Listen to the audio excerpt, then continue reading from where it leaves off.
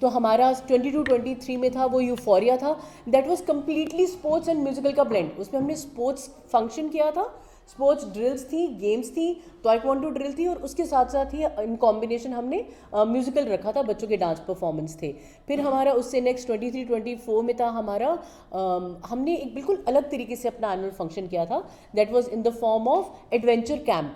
तो हमने स्कूल में एडवेंचर कैंप लगाया था फ्रॉम मॉर्निंग टिल इवनिंग बच्चों के लिए, और उसी को हमने एक एनुअल डे जिसे कहते हैं एक लाइफ स्किल डेवलपमेंट प्रोग्राम की तरीके से हमने रखा था। So that was something different which Queen's Carmel school did. तो हमने उसको एक एडवेंचर कैंप की तरीके से लाइफ स्किल डेवलपमेंट प्रोग्राम किया था। और फिर हमने 24-25 में जो किया था दैट वाज अ सिम्फनी, समन्वय, सॉरी दैट वाज समन्वय।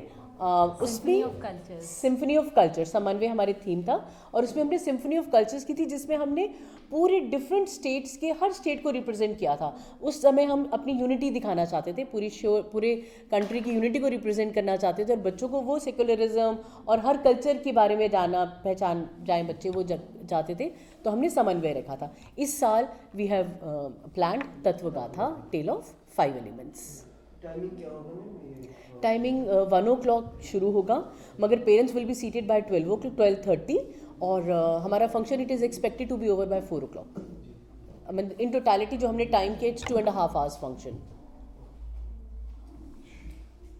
अपने आप को बहुत प्रिविलेज मानती हूँ, क्योंकि मैं इस इंस्टीट्यूशन से जब से इनका इंसेप्शन हुआ 21 से, तब से जुड़ी हूँ।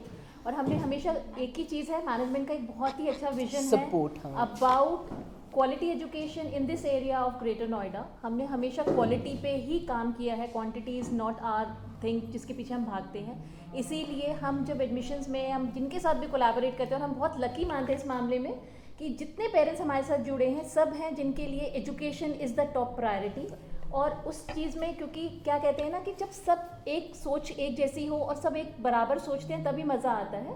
तो जितने भी पेरेंट्स हमारे साथ जुड़े हैं सब एजुकेशन को अपनी प्रायोरिटी मानते हैं। हमारे विजन और मिशन को जो हम यहाँ पे लेके आए ग्रेटर नोएडा में, जो मैनेजमेंट ने इतना beautiful best of the facilities के साथ ये इंस्टीट्यूशन स्टार्ट किया। इवेंट के बारे में थोड़ा सा, जो इवेंट ओके, ये जो हमारा है तत्वगाथा, इसको हम बेसिकली हमने एक पाया सिम्फनी ऑफ, या फिर हमारा 5 एलिमेंट्स की हार्मनी जिसे कहते हैं कि ये पूरा इकोसिस्टम या हमारी जो है ये जल, वायु, आपका पृथ्वी, आकाश और स्पेस, इसका एक पूरा बैलेंस है। जैसे बोलते हैं हम इकोसिस्टम में सबकी रिस्पेक्ट करके चलते, यूनिवर्स भी बोलता है कि हर चीज़ का अपना एक एंटिटी है जिसकी एक रेलेवेंस और इम्पोर्टेंस है, और उसका एक दूसरे के साथ जो बेस्ट ऑफ बैलेंस बनता है उसी से ये सिस्टम चलता है। यही हम अपने बच्चों को भी सिखाने की कोशिश कर रहे हैं, या आप लोगों के सामने हम प्रेजेंट करने की कोशिश कर रहे हैं कि जब ये एक आपस में बैलेंस बना के चलते हैं तो कितना प्यारा संसार दिखता है।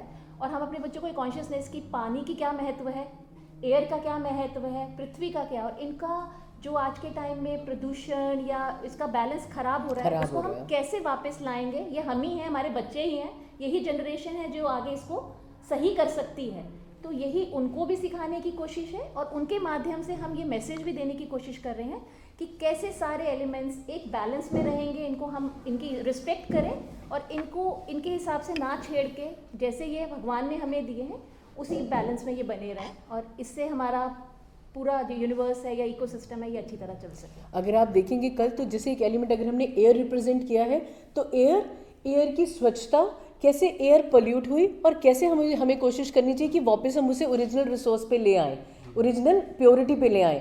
पानी, कैसे पानी बहता है, कौन कौन से उसके सोर्सेज हैं, कैसे हमारा पानी अब पॉल्यूट हो गया, और क्या हम करें जिससे हम पानी को वो कर सकें। तो बच्चों को प्लेज हो रही है, उन्हें पता चल रहा है उसका ओरिजिनल एंटिटी क्या है हर एलिमेंट की, कैसे सब चीज़ों की वजह से various because of various reasons वो अपनी ओरिजिनल उससे ख़राब हो रहा है, और कैसे एफर्ट्स हमें करने चाहिए, because at the end of day it is whole community. ये नहीं कि आप क्या कर रहे हो, everyone needs to understand कि मैं क्या कर सकता हूँ, what is my contribution. So this is what we are trying to imbibe in students, that everything be the change you want to be. हम चाहते हैं कि पानी साफ़ हो, हम चाहते हैं कि हवा साफ़ हो, हम चाहते हैं कि धरती में जो सारे रिसोर्सेज हैं हम उनको यूज़ करें, है ना। तो हम उनको प्रॉपरली बीइंग ह्यूमन जिसे कहते हैं कि सारे इकट्ठे मिलकर रहें, harmony of everyone, whether it is animal और प्लांट्स और एवरीथिंग। तो उसके लिए मैं, I am the one who will be the change, who will try to bring the change. I will not look forward for anyone to bring the change. So जब ये हर चीज़ को अच्छे से कर रहे हैं, अभी बच्चे महीने भर से प्रैक्टिस कर रहे हैं, सो दे आर अंडरस्टैंडिंग इट। हम लोग लेक्चर्स के फॉर्म में करते हैं, तो बेसिकली देखा जाए तो जो CBSE कहती है या जो हर कोई हमेशा से कहता आ रहा है कि एक एक्सपीरियंशियल लर्निंग, जिसे कहते हैं लर्निंग बाय डूइंग, है ना, तो हैंड्स ऑन एक्टिविटी, तो बच्चे कर रहे हैं, समझ रहे हैं और उसी तरीके से अपने अंदर उसको इम्बाइब कर रहे हैं कि ये हमारी जो है वो कम्युनिटी के प्रति भी हमारी क्या रिस्पॉन्सिबिलिटी बनती है। हमें सिर्फ लेना नहीं है, हमें वापस देना भी है। हम जब भी किसी थीम को फाइनल करते हैं तो हम पहले बच्चों को उसका रेलेवेंस जरूर समझाते बताते हैं, हैं। समझाते हैं, ताकि उनके बैक ऑफ माइंड में भी ये चीज़ पता हो कि हम ये क्यों कर रहे हैं, इसका क्या महत्व है और इसका क्या रेलेवेंस है।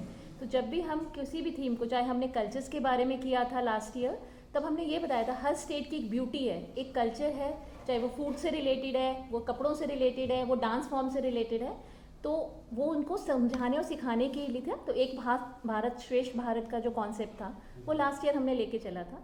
इस बार हमने यही लिया है कि हम अपने नेचर को कैसे बचा सकते हैं। हम इतनी बातें करते हैं, हम इतना देखते हैं, तो हम ही हैं जो इस चेंज को लाएंगे और हमारे ही बच्चे हैं जो इस चीज़ को समझ के आगे कर सकेंगे।